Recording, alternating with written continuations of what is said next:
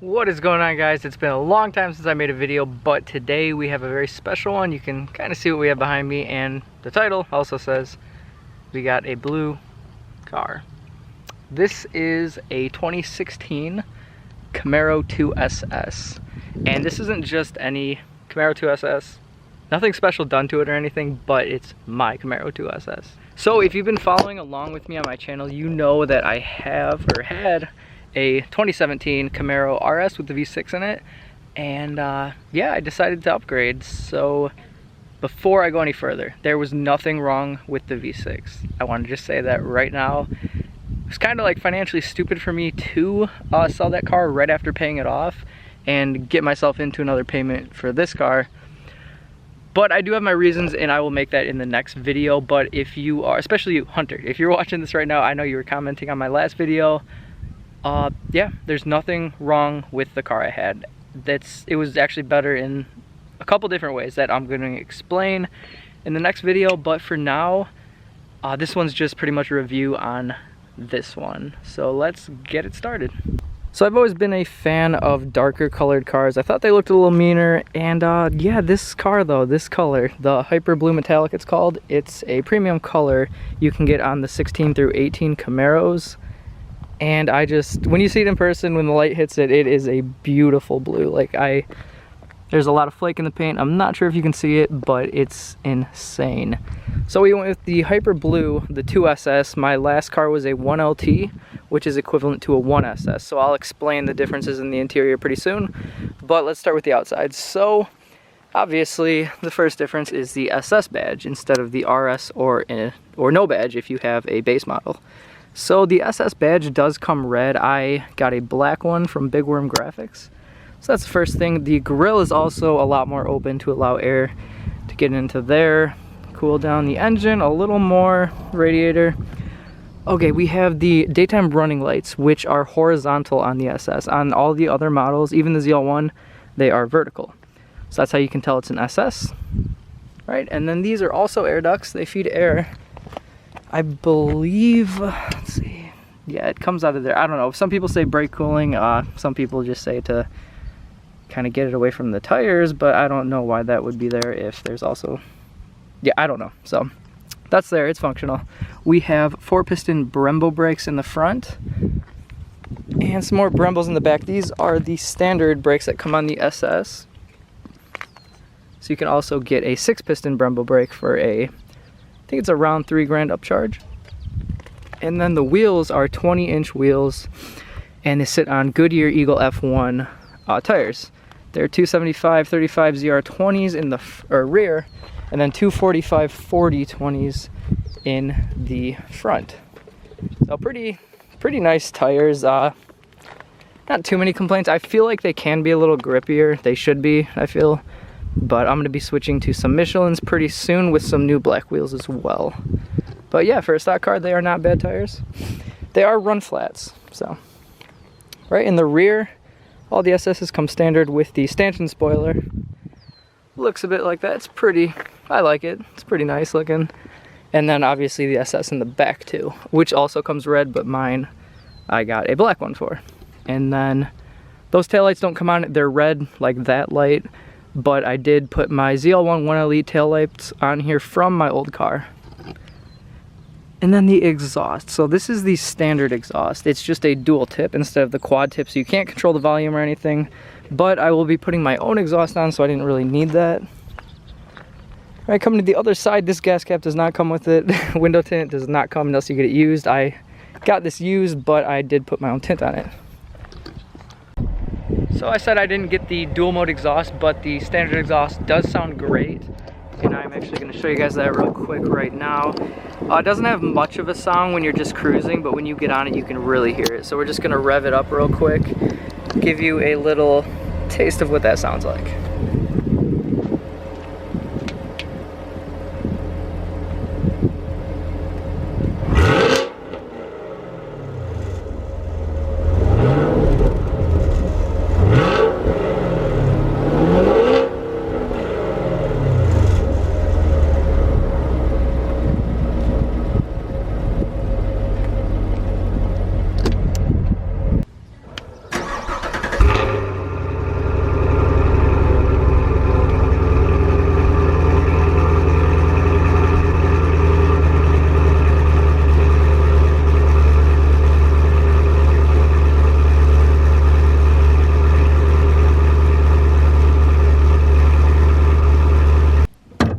so just popping up the hood here, we're gonna take a look at the engine. It's a 6.2 liter V8, the LT1, same one found in the Corvette Stingray and the Grand Sport. It's kind of hard doing with one hand. Okay. Oh, also the hood vents are like that on the SS, and they are functional. So there we go. The LT1 engine, 6.2 liter V8, making 455 horsepower and matching torque. Pretty good, really good engine actually. So there's that. And I believe that those are all the differences from the exterior that make this an SS. So as soon as you open the door, you can see that this is a 2SS, and I will show you how. This up here on a 1SS is plastic, and so is this. These are both leather. This one right here is always leather because I had the 1LT and it was leather. You also get the different memory modes for your seat, so you can put your seat into a position you like, hold down the button, and then every time you press that button it'll go back to the same position. Also, you get the Bose audio with the 2SS and light strips inside the little door trim piece there. This Camaro also lights up in the dark, and then the lights also continue around the radio, in the cup holders, and on the side over there, the other door. God, it is so hot. I am sorry. I feel like I'm like out of breath because it's so hot. Anyway, so you get the SS logo badge right there on the steering wheel. It's a little chipped. I don't know what the person was doing, but yeah, that's that. You also get a big all digital display in the middle there, which is really nice. It's a beautiful screen. You can go through many different modes. See your trips, you can see your oil life, your miles per gallon, G meters, tire pressures, speed limit. Yeah, it's very helpful. The speedometer over here goes to 200 instead of the 160 from my RS. Got a nice Camaro stamp on there. It's pretty cool. And then also with the 2SS you get the cooled seats. Just press it a couple times for the intensity, and then heated seats, which would actually kill me right now. Right, and it's dual climate control, so this one right here changes the left side, and this changes the right. And right now they're in sync, so it's gonna be the... Actually, they're not. Okay, so yeah, this is the right side, so 70. You can make this one at, let's just do low, so 60 degrees. But if you press sync right in the middle there, change this one to 65, that side also goes to 65. And another piece that is going to be leather in the 2SS and not the one are these little bolsters right here for your knees. It's actually very hard leather right here, so it's not comfortable, but it looks very nice. These ones are a bit softer. This one's really soft, and so is this one. So yeah, that's that. Got the unlock lock buttons. Door's pretty cool. Door handle, I like that. You don't have much storage space in here. You get a little thing right here, which is pretty much for opening and closing the door. This pocket down here is very shallow. It's pretty long. You can fit like a map in there, but who uses those? So I have pepper spray to shoot off the supervillains, which is always great. And let's see, you have the cup holders, which I don't really use for cups too much. I don't have them in here. It's a great place to put your phone if you are driving and you just need somewhere to put it because there's nowhere else really. Sometimes I have it resting on here. Inside here is also a bit of storage, not too much. Not much at all actually. And then I did not explain. I did. Okay, so yeah, these are the temperature, and I forgot to tell you, this is how you increase the intensity of the fans blowing. So there's an up, and you can see the dots moving up. It shows the pressure, and also on the screen you can see that too. Over here is changing the vents it comes out of. Have a power to stop all the airflow. The sync I showed you. Automatic climate control. AC, typical every other button. Circulating from inside the car. That's that. This radio is very nice. Has Apple CarPlay, Android Auto. It's mostly it. Let's see. Yeah. So it's a very, very nice interior. Huge upgrade from the 5th gen. I'm sure you all know what it looks like by now, but can't help to put another review out there for people that are shopping.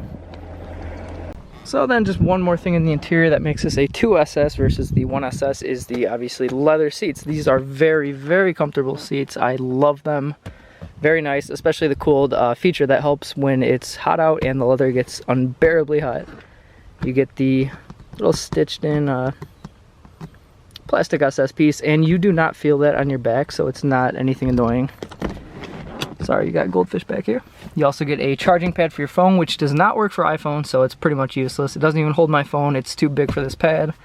And then also the leather seats in the back too. So here's just a little interior shot. You get the flat bottom wheel, didn't mention that, and the steering wheel is also heated. Press that button right there, and then the two sides will heat. It's very nice, actually. And one last thing, I believe this is the last thing. You get a heads-up display right here. I'll show you that. Alrighty, so focus. Okay, for the heads-up display, HUD, hold it down, it moves the heads-up display down. Press it up, and it goes up.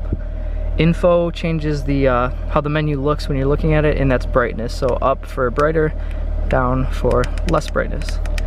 It's always hard to see these on camera, but I'm gonna try my best. It's the daytime too, so this is not helping at all. You can barely see it right there. It says 0 miles per hour. I have the one on with the miles per hour and the RPMs. So I know you can barely see it, but let's see what we can do. You can kind of see the RPMs moving there. I just gave it a little rev, so it's a pretty useful display. I honestly don't use it too much though, just because I always find myself looking right here. But if you had something like your tire pressures on here and you wanted to see your speed still, but you didn't want to look at the gauges over there, it's easier to have the heads-up display on right there. And this will not come on every Camaro, but if you do have a sunroof, the button is right on the left over here for the sunroof. Come over here, you can open it, have the window if you don't want it completely open, or just press this button all the way in and it will automatically open. It does not automatically close, so you do have to hold it down. Super inconvenient, just kidding, it's fine. But that's the sunroof. Alrighty, so I definitely look super cool with this GoPro strapped to my face. But we are going to take off and I will give you guys impressions about how the car drives. So hopefully this works out pretty well. Okay, so we're just going to go down the street real quick. Okay, I'm gonna start in tour mode. Alright, so we're in tour mode right now.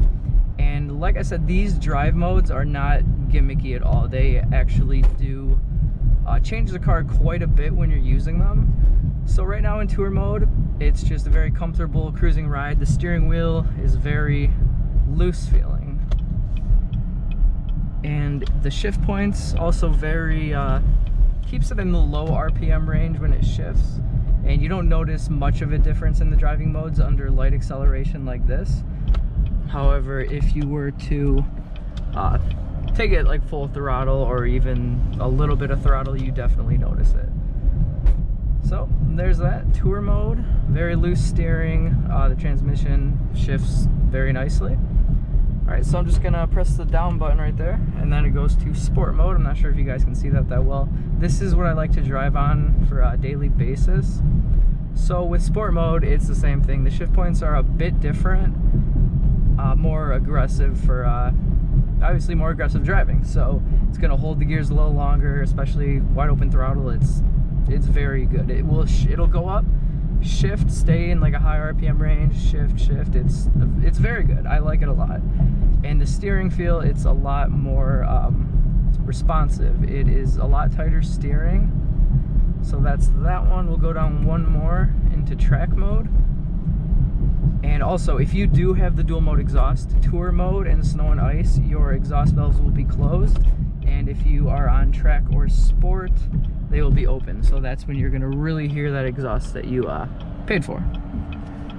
All right, so we're on track right now, and this is by far the heaviest steering. It almost feels like it takes effort just to turn the wheel. Like you almost want to use two hands, but this will like keep you in a very straight line. It's very, very responsive. It's almost hard to turn, like I said, sometimes. But yeah, that's track mode. And then my least favorite, snow and ice mode, which I don't even use. So this one, the steering is, it's pretty, let's see. Okay, it's pretty loose. Tour is definitely looser than snow and ice. But yeah, it's not a bad feel. It's almost like sport mode for the steering feel. And then the shift points are just ridiculous. we're gonna turn right here, and I will tell you how this feels, because it's really weird. It feels like the car's lagging, and it should not be doing that, although that's what it's for. So we're gonna go, and let's see. All right, so I'm punching it quite a bit, and it feels like it's taking forever to get up to speed and to shift.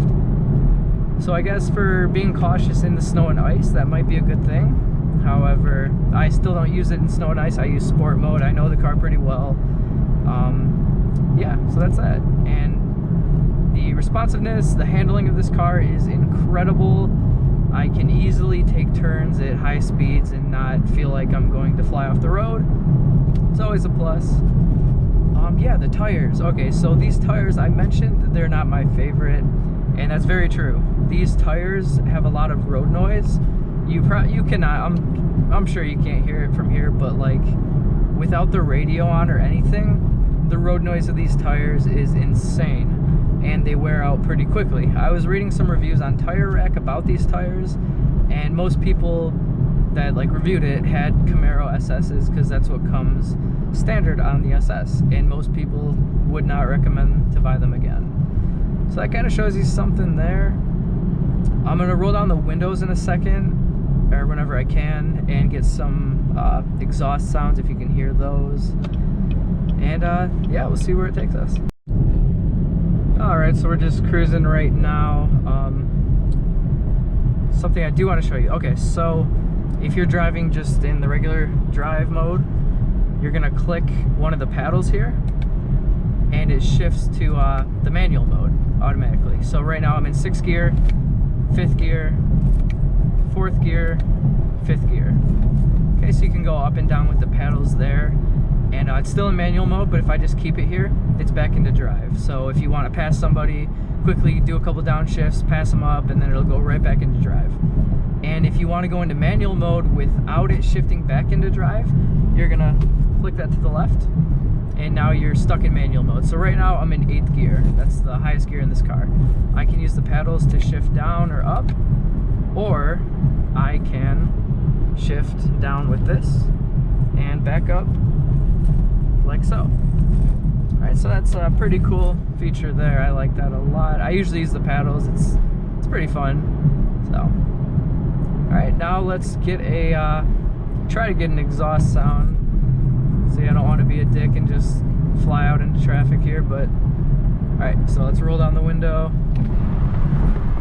I'll shift down to, and it won't let you shift down and hurt your car. So we'll go down to 2nd gear at 50. So yeah, it's got some power. It's a lot of fun. It throws you back in your seat. It kills you in gas. And that's actually where we got to stop after this, because we have an 1/8 of a tank left. But yeah, it's a really fun car, very responsive. The handling's incredible. The looks you get from these cars is awesome. People, especially the blue, it stands out a lot.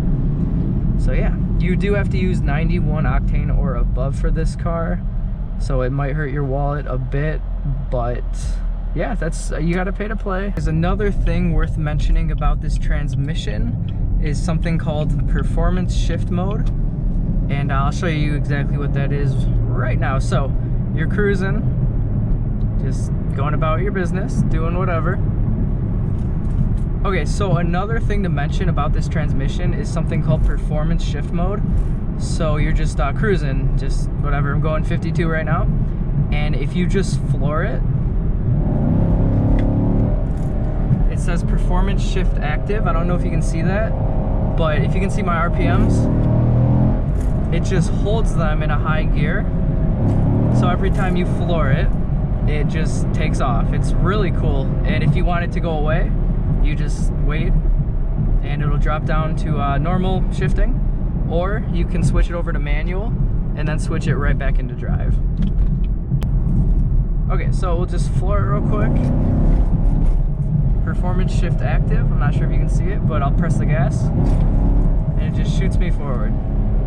Very cool. And I'll get it off by doing that. And now we're back in the regular RPM range. I have no complaints about this car. I love it. It's a beautiful interior.